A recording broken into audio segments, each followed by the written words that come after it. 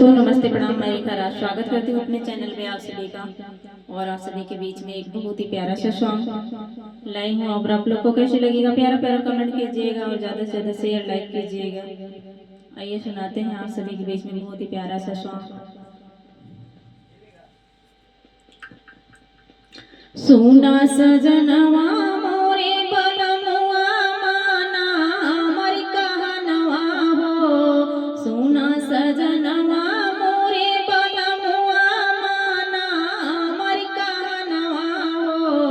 माना हमर कहनवा हो।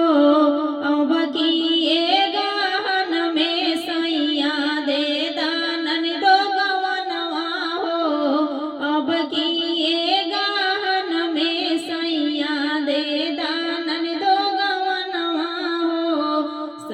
ससुर से झगड़ा करावई आपन करई हुकुमवा हो। अरे आपन करई हुकुमवा हो। अब किए गहन में सैया दे दानन दो गवनवा हो। अब किए गहन में सैया दे दानन दो गवनवा हो। सुना सजनवा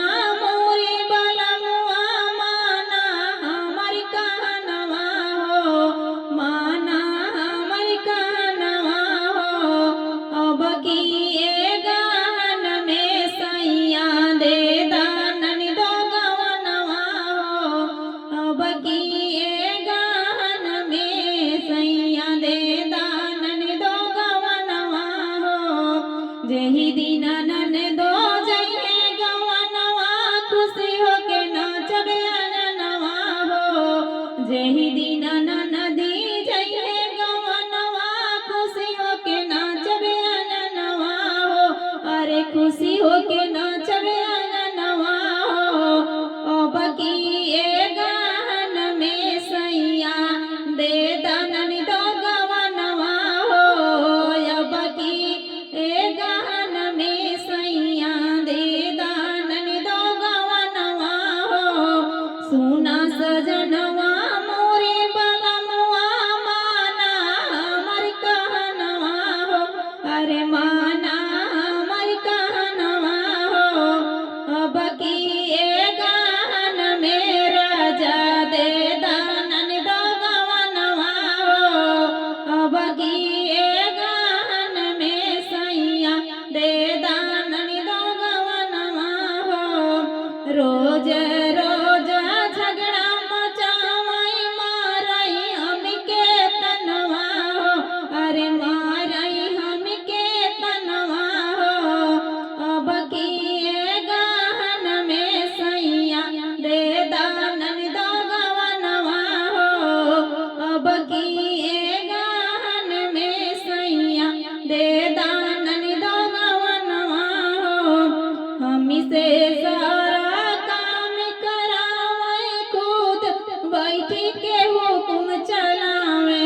हमसे सारा काम करावई खुद बैठी के हुकुम चलावे। हमसे ई गति सायु न जाई सुना हमर सजनवा हो। हमसे ई दुख सा न जाई सुना हमर सजनवा हो। अब किए गहन में सैया दे दानन दो गवनवा हो। अब किए गहन में सैया दे दानन दो गवनवा हो। सुना सजनवा मोरे बलमुआ माना हमर कहनवा हो। माना हमर कहनवा हो। अब किए गहन में सैया दे दानन दो गवनवा हो। अब किए गहन में सैया दे दानन दो गवनवा हो।